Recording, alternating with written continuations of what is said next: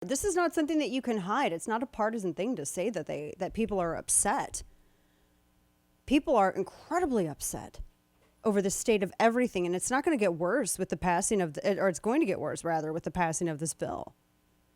Because taxes, business, everything is going to be hit so hard.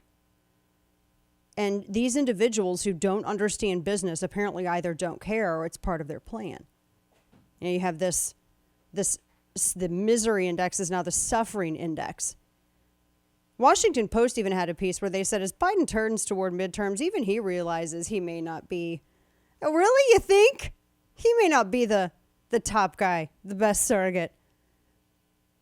It's just, he's still in Delaware, right? Or is he back from Delaware? Actually, I was going to look at that this morning and see. He's not actually in Delaware still, is he? Is he literally still there? You've got to be kidding me if he is. Because I can't imagine anything being more tone deaf than this. People are not happy. In fact, according to this, when I was mentioning the Gallup's Life Evaluation Index. He's in Delaware. Oh, he's in Delaware still. Yep. Kane says as he pets his beard. It's like he's still in Delaware. Well, I'm looking at his the president's public schedule. He has no public events scheduled for today. There was a 10 a.m. Eastern that was called an out-of-town pool call time, and that's from his beach house in Delaware.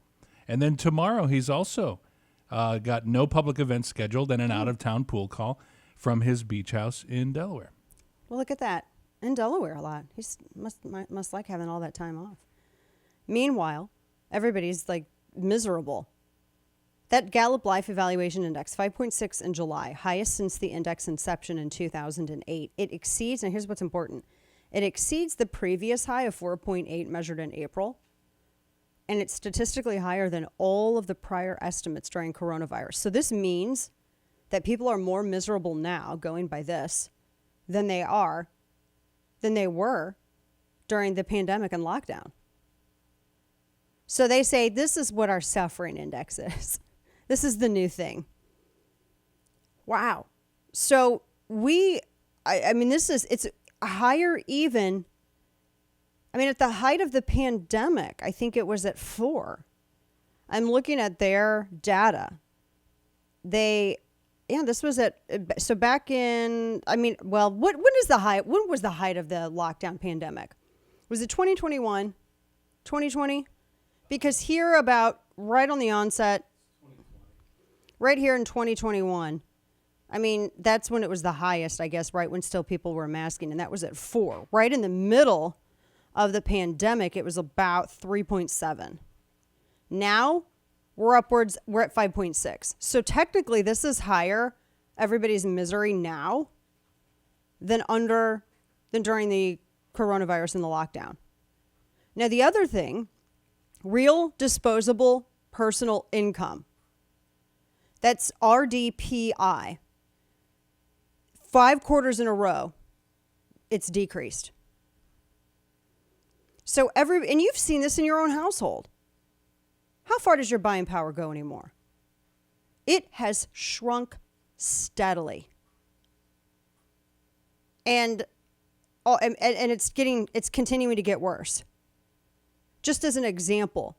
So for us, we've been looking into burying propane. We've been looking into generators and burying all this stuff and drilling for a well and all this because Dana's turning like, how much off the grid can I go? And the price increases, like we've been going back and talking to people and they keep informing us, oh, now this has gone up. Oh, this is going up. Oh, this is still going up. And we just watch how far our dollar goes. It just shrinks more and more and more and more. I've seen it with my grocery bill. One of the things that I like to do is the grocery store that I go to, most every one of them, they have an app. And I've used it for a couple of years now. And I can just, you tip somebody, a few bucks and they'll just pull it off the shelves for you and you can go pick it up. And you can compare which I saved all this stuff anyway in binders and that. And when I had more time and I was making everything from scratch, I could, track everything. But with this, I've been looking at how much I've spent with my grocery store app, comparing like for instance, the past several months to before even lockdown and then even during lockdown.